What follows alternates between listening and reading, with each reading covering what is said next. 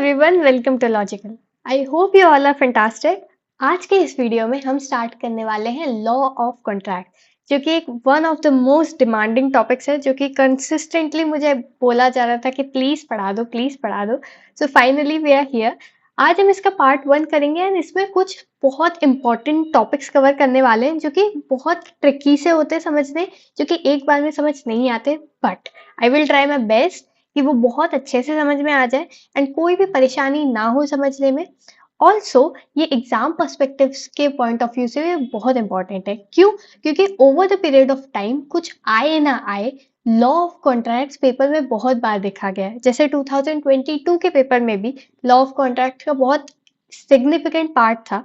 तो इसको अपन मिस नहीं करते हैं, इसको अच्छे से समझते हुए चलते हैं।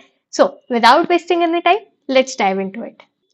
अगेन अ डेली रिमाइंडर कि अगर इसके नोट चाहिए तो टेलीग्राम चैनल पे मिल जाएंगे, जिसका जो लिंक है वो डिस्क्रिप्शन में है।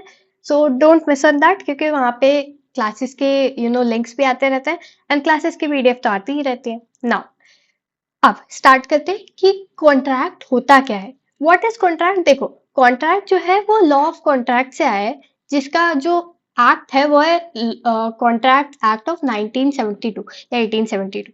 ठीक है, देखो अब कॉन्ट्रैक्ट बनता कैसे। सबसे पहले होता है फॉर्मेशन। अब कॉन्ट्रैक्ट कोई एक ही चीज नहीं है, ठीक है, कि ये एक चीज कॉन्ट्रैक्ट हो गई, नहीं। कॉन्ट्रैक्ट तो बनने में कुछ स्टेप्स होते हैं जिनका ध्यान रखना पड़ता है।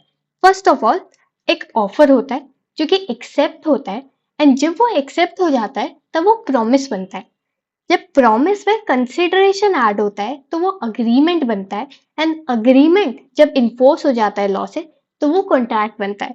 क्या था ये? कुछ भी नहीं था। अगर नहीं समझ में आया हो तो मैं फिर से समझाती हूँ। देखो, ऑफर क्या होता है? Offer is willingness to offer, मतलब टू मेक कॉन्ट्रैक्ट। देखो, जैसे मैं गई कि मैं एक दुकान के पास गई एंड मैंने बोला कि मुझे एक शर्ट खरीदनी है। अब मैं गई एंड मैंने ये बोला, ठीक है। अब उनने मुझे कुछ शर्ट्स बताए, ठीक है। अब उनने मुझे ऑफर किया कि यार देखो, ये शर्ट है 600 रुपए की, आप क्या खरीदना चाहोगे? अब ये उनका ऑफर था। मैंने बोला हाँ मैं खरीदूंगी। अब ये क्या हो गया? ये हो गई एक्सेप्टेंस, क्योंकि मैंने हाँ बोल दिया।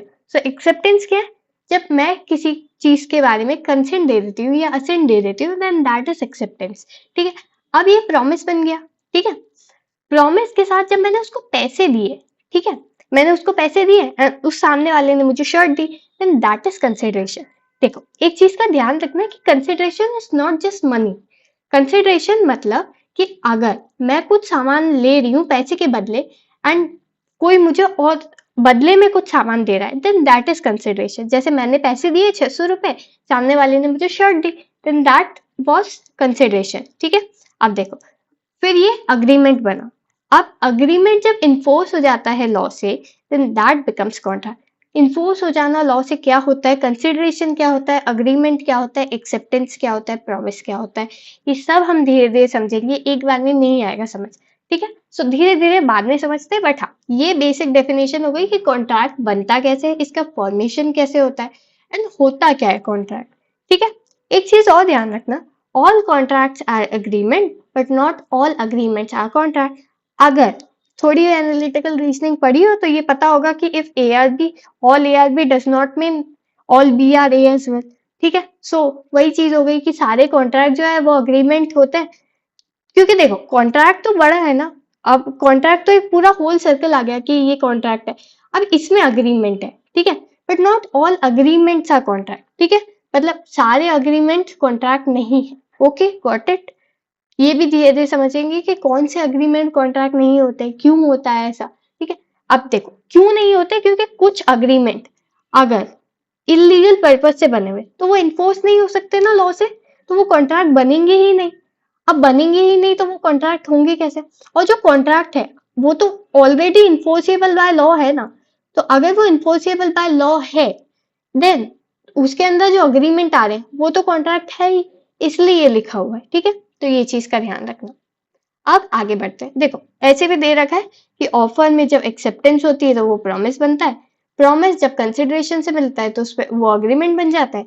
अग्रीमेंट जब इन्फोर्स हो जाता है लॉ से तो वो कॉन्ट्रैक्ट बन जाता है। ठीक है। देखो, आप धीरे-धीरे समझते हैं कि इन सारी चीज़ों में एक जो मतलब ये ऑफर दे रखा है, एक्सेप्टेंस दे रखा है, ये होता क्या है? So now what is offer? तो देखो, ऑफर क्या होता है? जैसे मैंने अभी बताया वैलिड ऑफर या प्रपोज़ल भी जिसे कहते हैं, विलिंगनेस और इंटेंशन ऑफ असेंट। असेंट मतलब कंसेंट या हाँ देना, दैट इज असेंट। ठीक है? तो इन contract law an offer is clear, definite purpose, a proposal made by one party, offerer, to another offeree indicating their willingness to enter into a contract। देखो, अब दो शब्द है, ऑफरर एंड ऑफरी। ऑफरर जो होता है ना, वो पर्सन वो होता है जो कि ऑफर देता है, समवन दैट गिव्स और मेक्स ऑफर। ठीक है? अब ऑफरी कौन होता है? जिसको वो ऑफर दिया गया है,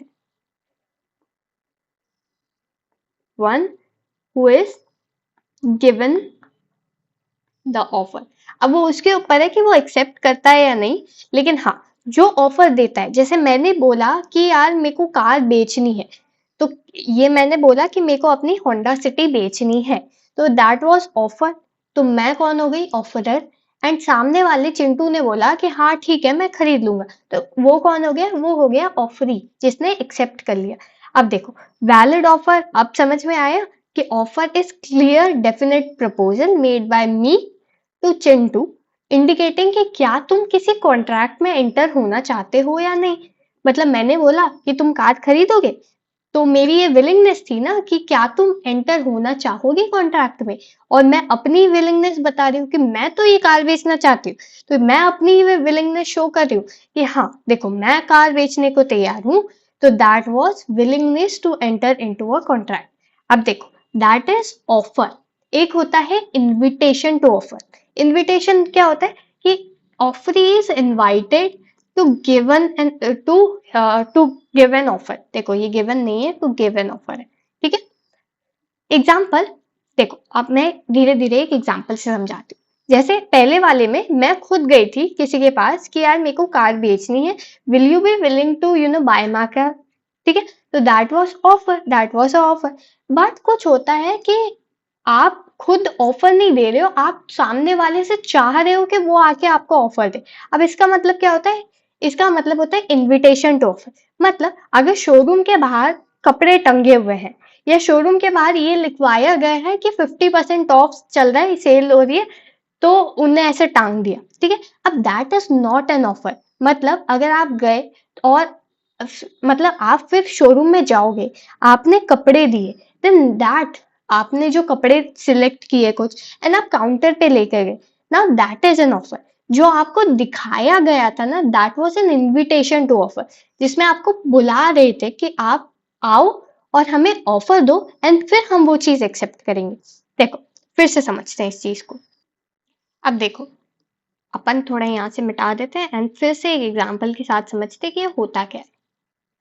ठीक है? देखो, अब मैं गई एक शोरूम में कि एक दुकान के बाहर बहुत सारे कपड़े टंगे हुए थे। ठीक है? ये कपड़े टंगे हुए, अब मैं यहाँ से निकल रही थी एंड मेरा ध्यान पड़ा कि यार कपड़े टंगे एंड उसके बाहर एक साइन है जिसपे लिखा हुआ है 50% ऑफ। अब मुझे लगा यार ये तो अच्छी डील होगी, अपन जाते हैं और मस्त खरीदारी करके आते हैं, शॉपिंग करके आएंगे। ठीक है? अब मैं गई, है ना, मैंने कुछ कपड़े सिलेक्ट किए एंड फिर मैं काउंटर पे गई।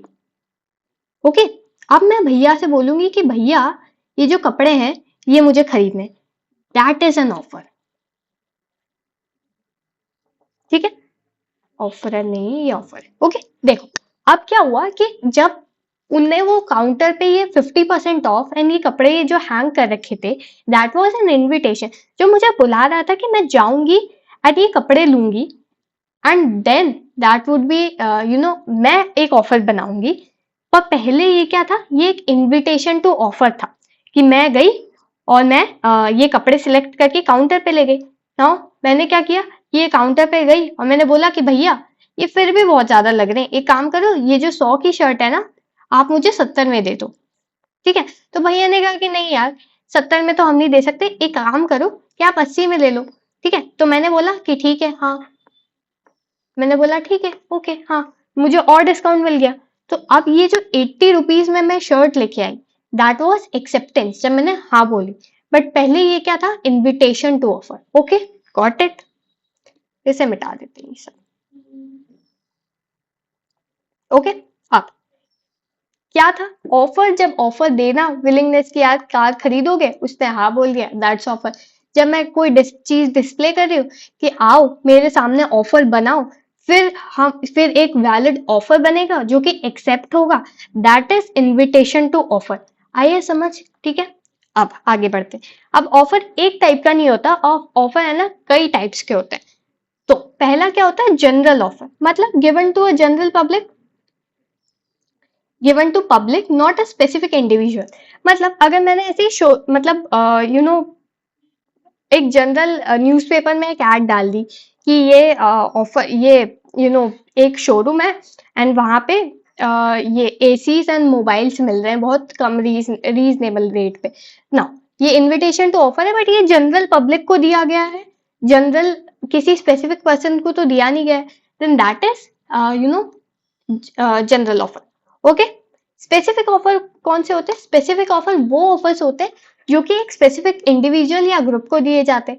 मतलब मैं किसी एक पर्सन के पास गई एंड मैंने बोला कि यार देखो मेरे पास एक घड़ी है, क्या तुम वो खरीदना चाहोगे? तो उसने बोला हाँ ठीक है। तो that was a specific offer. मैं किसी, मतलब एडवर्टीजमेंट तो नहीं कराई ना मैंने कि जब पूरे जनरल पब्लिक को दे दिया, ठीक है।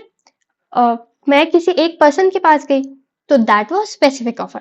एक चीज और ध्यान रखना कि सिर्फ ऑफर जो होते हैं ना, वो सिर्फ वर्ड्स के द्वारा नहीं बोले जाते, वो कंडक्ट के द्वारा भी बताए जाते हैं। लेकिन जो वर्ड्स के द्वारा बोले जाए ना, जैसे ईमेल कर दिया या न्यूज़पेपर में आ गया कि घड़ी खरीदोगे, आई हैव अ घड़ी, जैसे मैंने एक पैम्पलेट बनवाया कि एक घड़ी है मेरे पास, है ना, बहुत गंदी घड़ी बनेगी पर ठीक है, ठीक है, कि मेरे पास एक घड़ी है, जो लेना चाहेगा, ये ₹100 की है, चलो 1000 की ले लेते हैं, 1000 की घड़ी है, यहाँ इस एड्रेस पे आ जाना लेने, ठीक है। So that was a general offer, और ये वर्ड्स में बताया गया है कि मुझे कार खरीदनी है या मुझे घड़ी खरीदनी है, then that is express offer.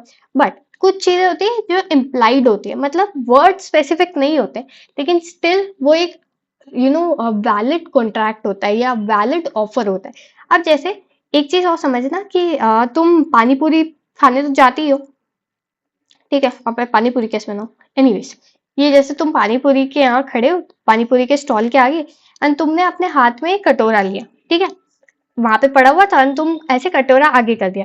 अब तुम ये, जब तुमने ये एक्ट किया, तब जब तुम वहां पे खड़े हुए एंड जब तुमने अपना कटोरा आगे किया, that was an offer which was made by you, जिसमें तुमने इम्प्लाई किया अपने कंडक्ट से, अपने कटोरे से, कि हाँ तुम पानी पूरी खाना चाहते हो।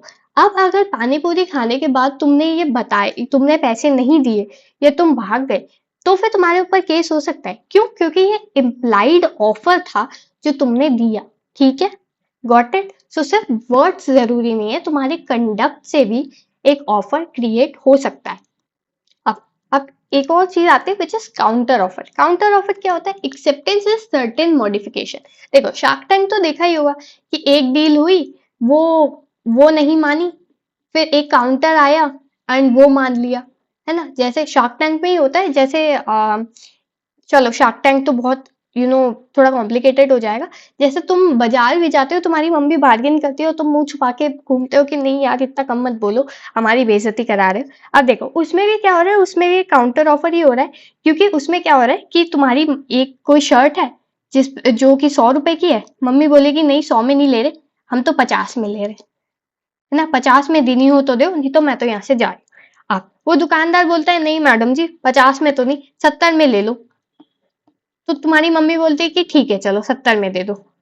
Now that was counter offer. जब पहला ऑफर किया वो एक्सेप्ट नहीं, जो पहला था वो एक्सेप्ट नहीं हुआ, उसमें कुछ मॉडिफिकेशंस हुए एंड वो एक्सेप्ट हो गया।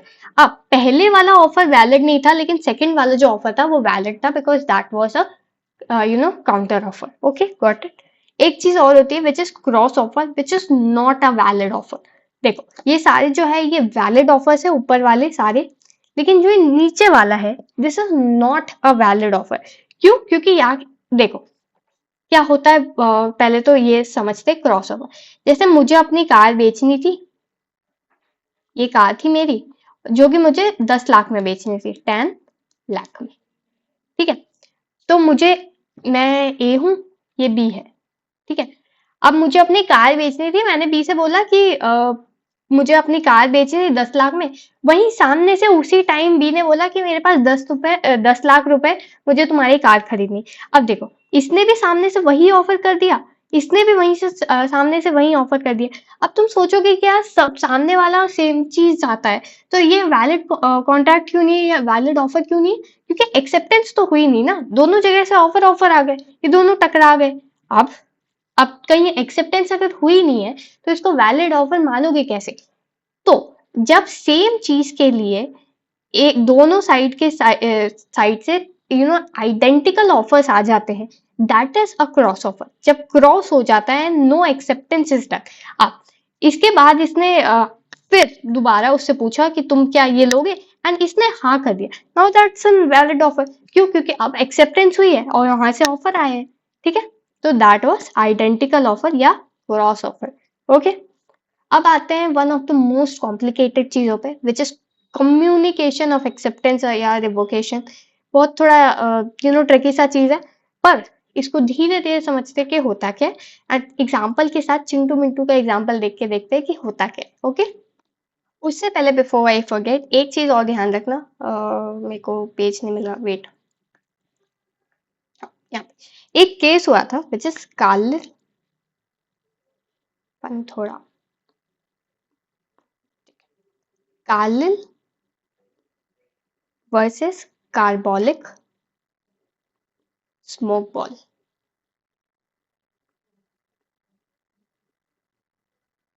ठीक है, इसमें क्या हुआ था?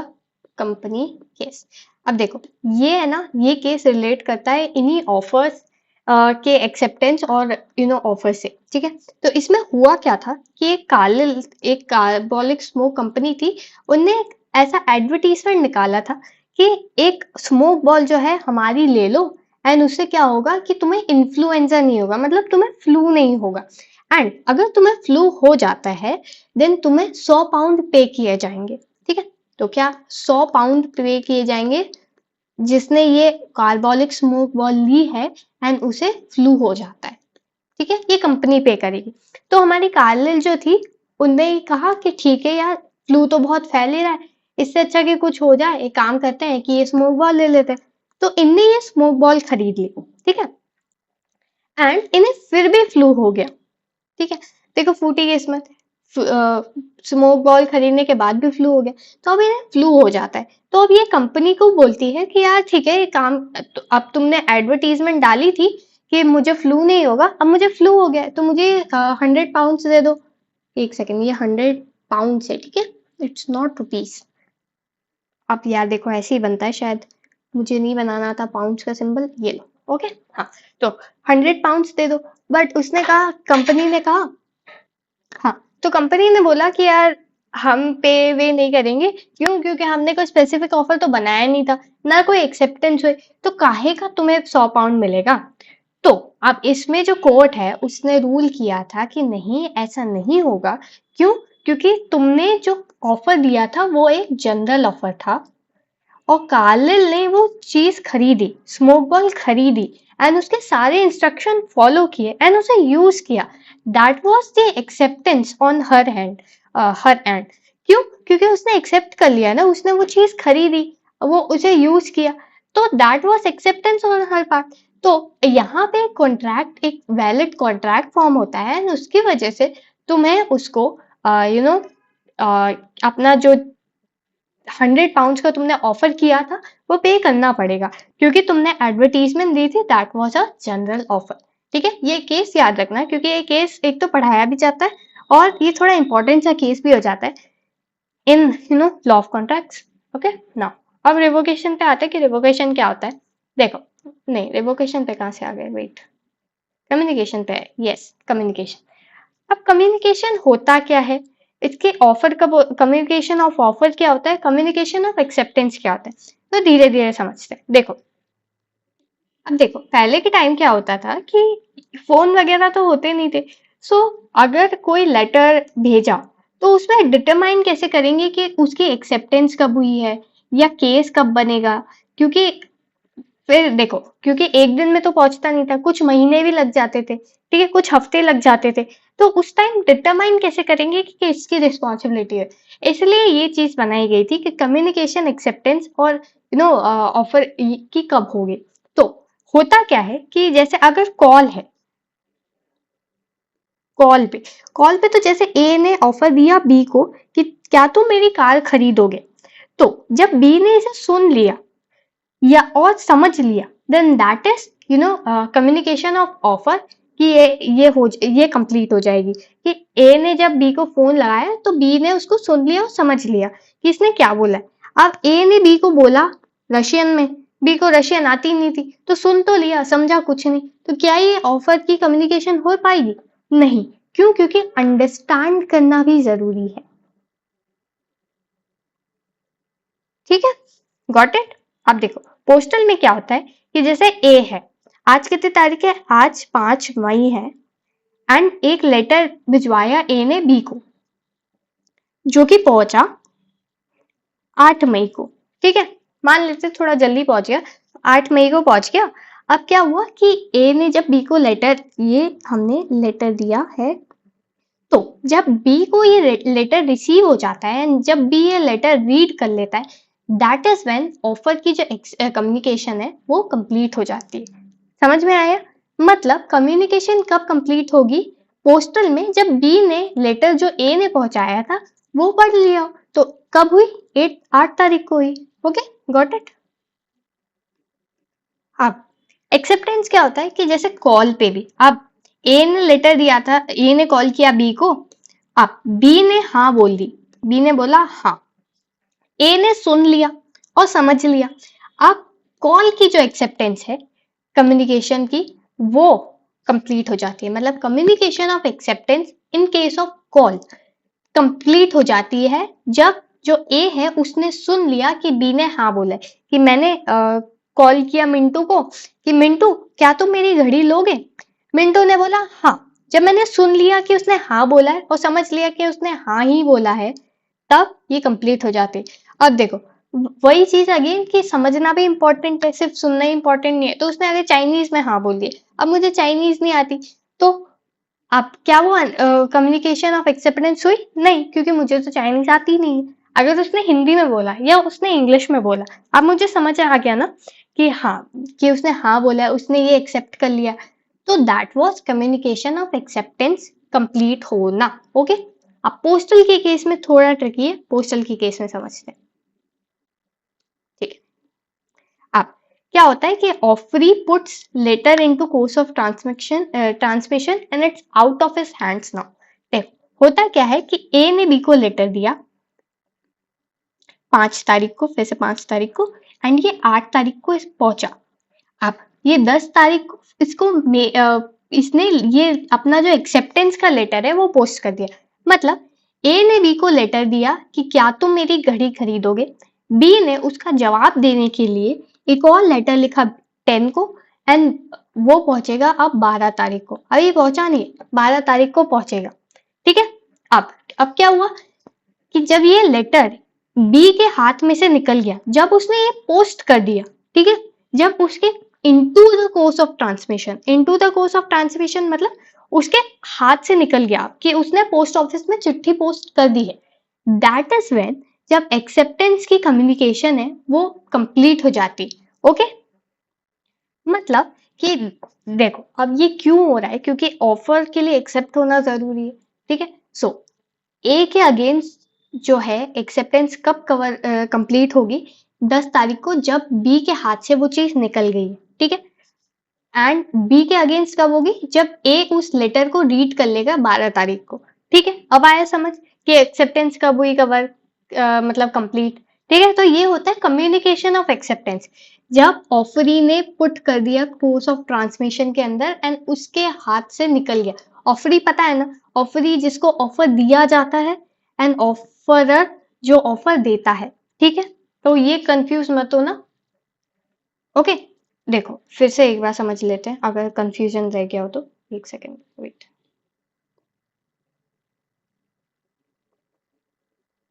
इसको धीरे धीरे समझेंगे क्योंकि फिर समझ नहीं आएगा। देखो, ए जो है उसने दिया लेटर बी को कि क्या तुम मेरी घड़ी खरीदोगे। ए ने लेटर लिखा था 5 तारीख को एंड वो पहुंचा उसको 8 तारीख को। अब उसने 8 ही तारीख को अपना जो लेटर है वो भेज दिया। तो 8 तारीख क्या हो जाएगी, कम्युनिकेशन ऑफ एक्सेप्टेंस की जो एक्सेप्टेंस कंप्लीट हो जाएगी। क्यों? क्योंकि अब उसने लेटर पोस्ट कर दिया। अब ऐसा तो नहीं है कि वो पोस्ट ऑफिस के अंदर घुस के उस लेटर को निकाल के ले आएगा, नहीं, राइट। एंड ये लेटर अगर 12 तारीख को पहुंचा ना, तो 12 तारीख को ए ने इस चीज को रीड कर लिया एंड अंडरस्टैंड कर लिया, रीड प्लस अंडरस्टैंड कर लिया।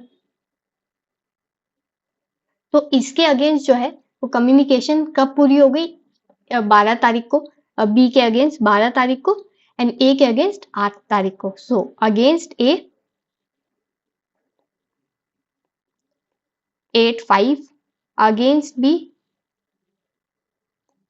12 तारीख।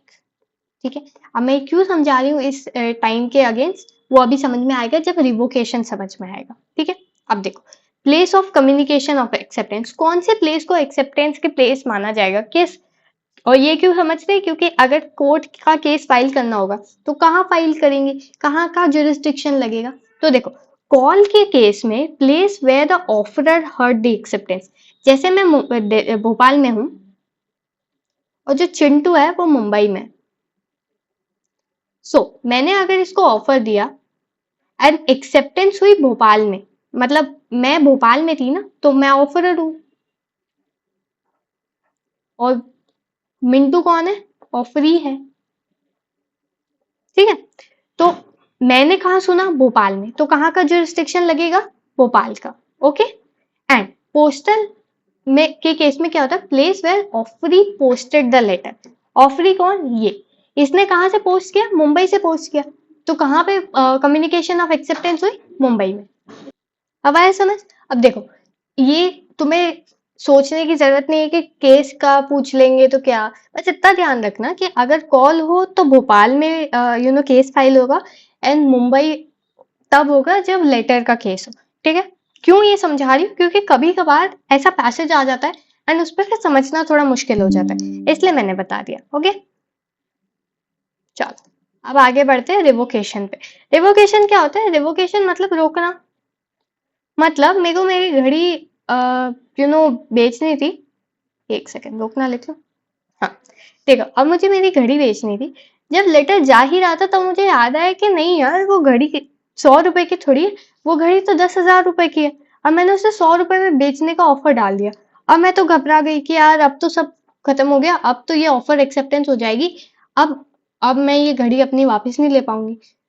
इसका एक और केस है कि ये कब केस बनते हैं, क्या होता है अगर हमें ये ऑफर रिवोक करने।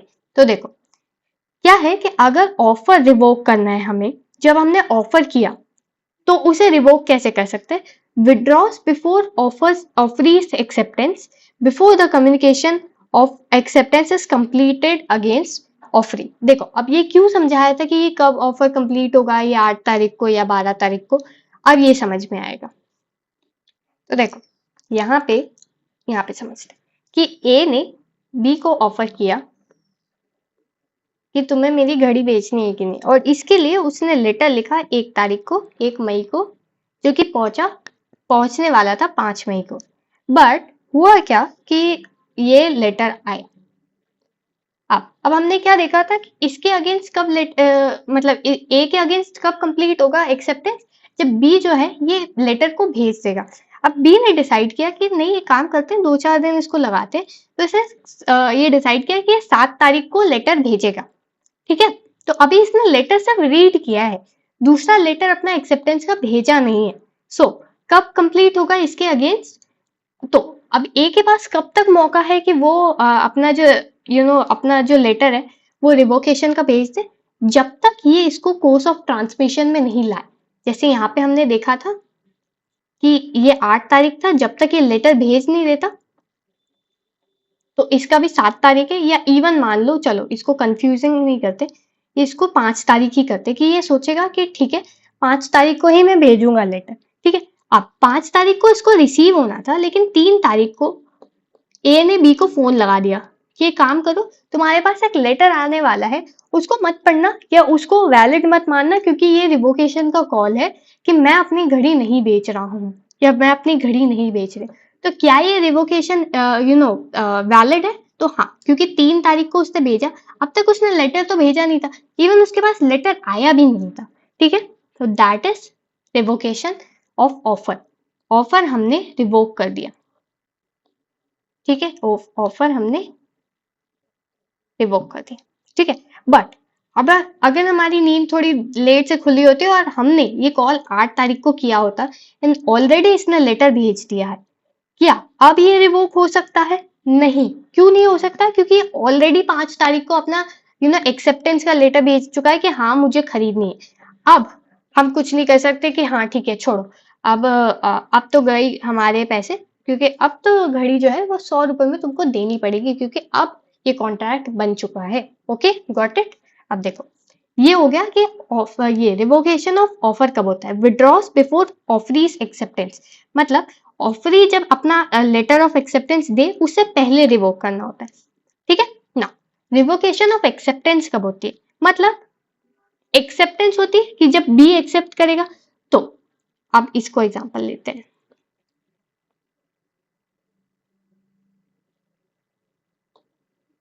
ठीक है, चलो अब इसका देखते हैं। ए ने लेटर भेजा था बी को, जो कि 5 तारीख को इसको पहुंच गया, एंड इसने लेटर फिर भेज दिया जो कि कितने तारीख को पहुंचना था? 8 तारीख को। ठीक है, फिर इसको याद आया कि नहीं यार, इसके मेरे पास तो ऑलरेडी घड़ी है, मुझे क्या जरूरत है घड़ी की। ठीक है, सब अच्छा हुआ, उसने घड़ी का भेज भी दिया। अब बी ने बोला कि यार नहीं यार, उसको बी को याद आता है ये 8 तारीख को पहुंचना होता है, और बी को याद आता है 7 तारीख को कि यार मेरे पास तो ऑलरेडी बहुत सारी घड़ियां हैं, मैं एक और घड़ी का क्या करूंगा। तो 7 तारीख को बी ने कॉल कर दिया ए को कि यार एक काम करो, तुम्हारे पास एक एक्सेप्टेंस का लेटर आने वाला है कि कि मैंने एक्सेप्ट कर लिया कि मुझे घड़ी खरीदनी, लेकिन उस लेटर को मत मानना क्योंकि मुझे नहीं खरीदनी। तो उसने उसी समय इसको रिवोक कर दिया। ठीक है, तो ए तक पहुंचे, ए तक पहुंचता 8 तारीख को एंड वो सुनता या रीड करता 8 तारीख को, उससे पहले 7 तारीख को बी ने बोल दिया कि नहीं, मुझे नहीं खरीदना घड़ी। तो ये यहाँ पे जो रिवोकेशन है वो वैलिड है। लेकिन अगेन इस केस में भी अगर बी की जो नींद है वो बाद में खुलती एंड जो बी है वो 9 तारीख को भेजता, जब ए रीड कर चुका होता लेटर, तो क्या ये वैलिड रिवोकेशन होता? सो नहीं, उस टाइम ये वैलिड नहीं होता। उस टाइम ये वैलिड बिल्कुल नहीं होता। क्यों? क्योंकि ऑलरेडी जो इसकी एक्सेप्टेंस है बी की वो कंप्लीट हो चुकी। Got it? मतलब अब सिंपल सी कहानी ये है कि ए की जो एक्सेप्टेंस है ये तब कंप्लीट होगी जब बी लेटर को कोर्स ऑफ ट्रांसलेशन में भेज देगा। तो अगर ए को रिवोक करना है तो उससे पहले करना पड़ेगा जब बी की एक्सेप्टेंस कंप्लीट हो जाए।